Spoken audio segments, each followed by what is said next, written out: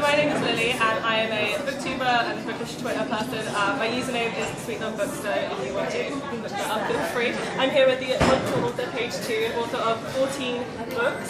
The latest is The Last Piece of My Heart. So yeah, I just have a few questions we're going to go through. So if you want to explain for everyone what The Last Piece of My Heart is about. It's about a writer called Bridget. She's a travel writer, and she basically has this idea for her own book, which involves going and finding all of the people that she's ever fallen in love with. Because she believes every time you fall in love with someone, you give them a little piece of you, and she believes that all of these past boyfriends have got a little piece of her heart, and she comes up with the idea of sort of tracking them all down and trying to get a piece of her heart back. But she can't get a book deal basically for the idea, but then her agent suggests another proposition, which is ghostwriting the sequel to a best-selling book.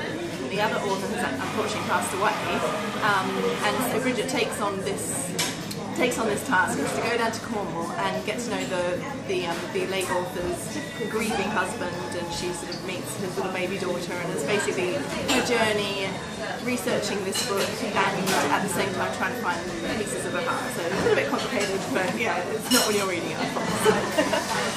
So where did the idea of the book originally come from? Is there anything that kind of inspired it? Yeah, well, funnily enough, I was in the middle of writing The Sun and the Rise, which was a couple of years ago, and I was on my way to a literary event in Guildford, and the person who was driving the car, we had a couple of near misses, and I was like, a bit of a bad backseat passenger, but I was approaching this really, really juicy scene in The Sun and the Rise, and I suddenly sort of thought, if I died now, my publisher would draft in a ghostwriter to finish the rest of this book, and I'd be so annoyed if they didn't do it exactly the way that I had. That I'd probably come back and haunt them. Anyway, so I ended up telling my friends, that would make an interesting idea for a book, but yeah, I had no intention of sort of moving into supernatural thrillers at the time. So I decided instead to turn it into more of a women's fiction. So there are no ghosts in this story, but that is what inspired the idea. Yeah. So this book, obviously, because of the topic that it talks a lot about grief. Is that something that you wanted to write about, or did it just kind of come with the story, like organically? It came with the story organically, and it's, it makes for interesting writing if someone's got a bit of a backstory, and I like writing about sort of tortured kind of characters and forbidden love story. And I mean, Bridget does develop feelings for Charlie and him in turn, but the idea of him falling for his late wife's ghostwriter less than a year after his wife has died is, makes for a really interesting kind of dynamic. Okay. So you obviously have got 14 books. That's a lot of books. So how do you create distinct main characters and voices for each of those books? I think it starts with the story and it starts with the plot, or sometimes it doesn't. Sometimes it starts with the characters, but they are all so different inside my head because their stories are developed by what's happened to them. And it was like when I wrote the one I fell in love with last year, which is about triplets. And it was the first time I've written from the perspective of 3 different characters. But again, their personalities sort of dictated their voices, and so they all feel very, very different to me. Like for me, all of my characters all feel unlike each other, which is why when people say, I think these are sort of based on you at all, well, they're not, because they feel like almost friends, if anything, I feel like I know them so well. But I think as well that's what, when you have like a character that feels like a friend, you've got a really three-dimensional character, haven't you? So what does a typical writing day look like for you? Is there like a schedule that you have, or do you just kind of... no, it all depends on when my kids going off to school. So I got my first book deal in 2006, and I still had a full-time job. I worked at Heat magazine, and I delivered it at Christmas time, and then I fell pregnant straight away. And I tried to write the next book, Really Be Good, before my baby came, and didn't fare too well. Ended up writing most of it during baby nap time, and needed to do that for the next 5 years because I had a daughter, and eventually my son went to nursery, but then I had a baby daughter. And so when my kids went to school, around the time that I was writing One Perfect Summer, that was when I finally sort of started getting more time on my hands to write. So now I get them off to school, catch up my social media first, ideally, and then I'll sit down to write. Cool. So I really love the setting of The Last Piece of My Heart in Cornwall because it's a place I used to visit a lot at the summer. I think you really capture it as well. And just little things that I capture, like the camel trail and things like that, I remember. So did you spend time in Cornwall? Have you gone to Cornwall a few times? Well, funnily enough, so last summer I went to Cornwall with my family and we camped at that same campsite in Padstow, in our camper van, Herbie, which is actually called Herbie. And as we were driving out of the campsite, I suddenly thought, oh my god, that's where I need to set Bridget's book. And at the time I'd had an idea for Bridget working somewhere else sort of closer to Cambridge. And then it completely changed the whole dynamic of the story and massively brought it to life for me. And I basically sort of wrote most of the book from that point onwards. That was at the end of last summer. I really like that. I know that with authors, there tends to be authors who plot their books and authors who trust them to go through it and see where the story takes you.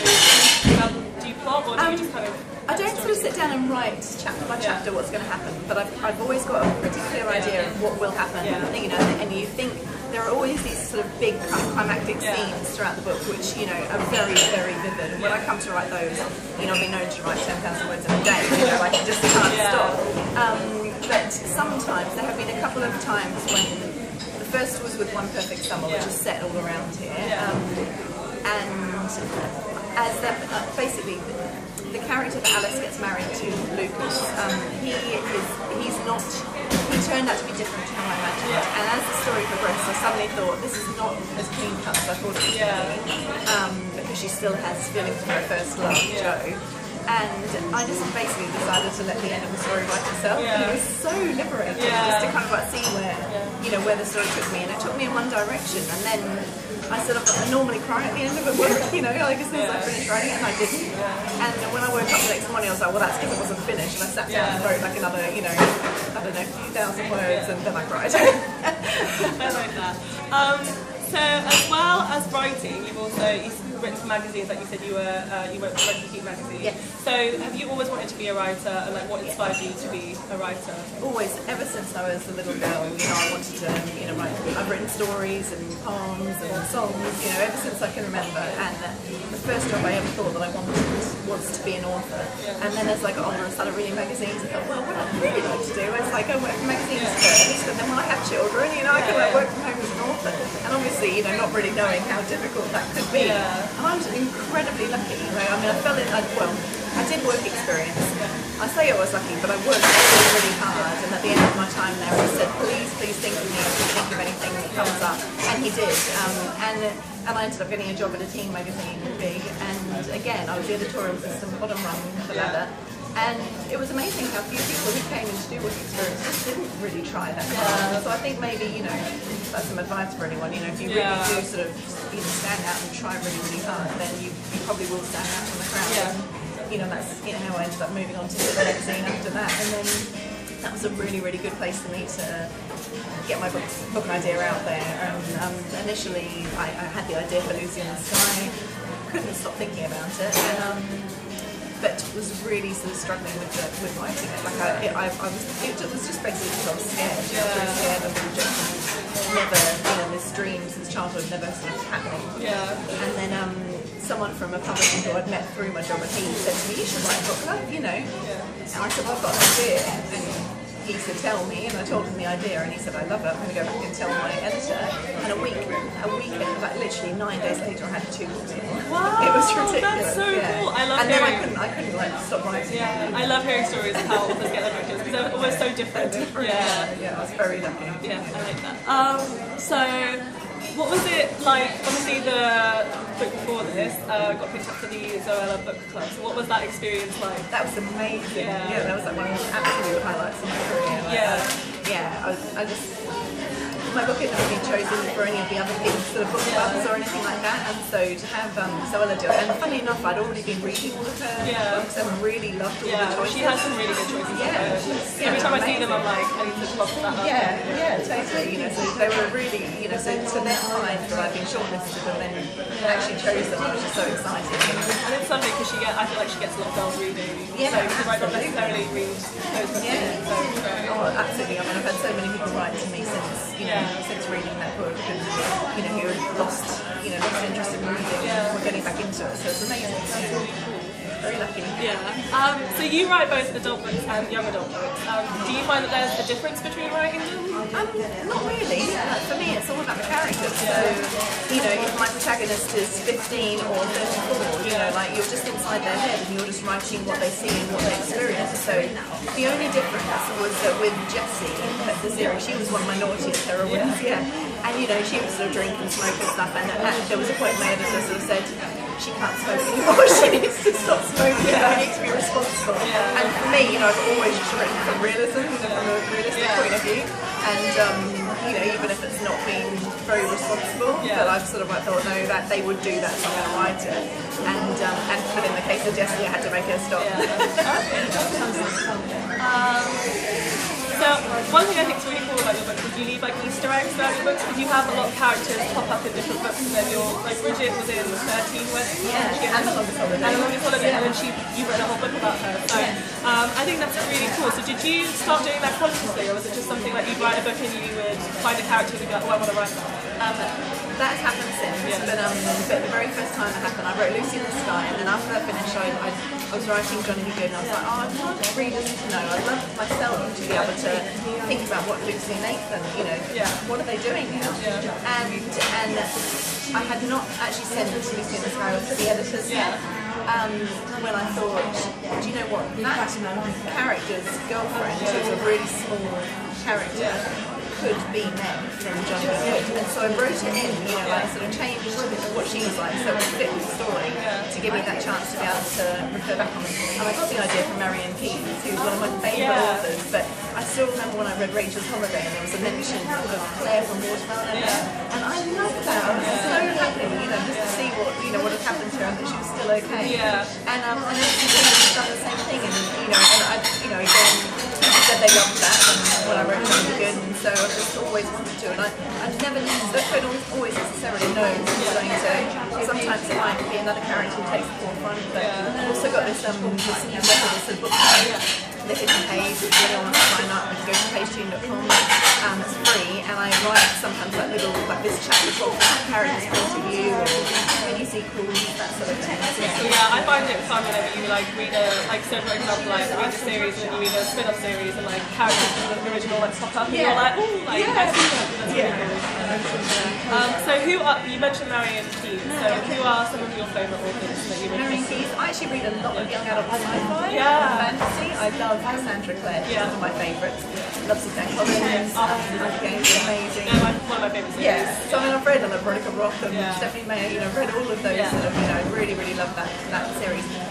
But obviously in the world of children, like Giovanna Fletcher and Lindsay Kells, and Colleen Hoover is one of my favourite authors. I really like Colleen Hoover. She doesn't write sort of comically, which I don't attempt to write comically with her, but she always has these sort of torn, kind of forbidden love stories, and that's obviously what massively appeals to me. I really like Chipper. You read Sophia Carter's Got a Vomit by Aisha Malik. She's actually out this year. It's like they call it the Muslim Bridget Jones, and it's really funny. It's really good. I really love it. And finally, what can readers look forward to coming to you in the near future? Well, I'm writing my next summer fiction book, which will be out this time next year, and that's tentatively called 5 Years From Now. That's about a boy and a girl who are 5 years old when they meet, when his mother and her father get together, and then it's told in 5-year chunks, and so sort of it's told probably over about 3 decades, the course of their lives, and whether or not some people are meant to be together, some people aren't, and this sort of these two kind of have this connection. And I'm also writing a young adult sci-fi futuristic love story. That's very different. Which is very different. It's taken me longer than I thought it would. I've been thinking about it for over 4 years. But it's the tone is different, but it's ultimately a love story. So that's kind of what I'm used to writing. So at the core, it's just different. That's really cool. Thank you guys so much for watching. And hopefully you guys will check out some of Paige's books. Thank you. Thanks for having me. Thank you. Bye.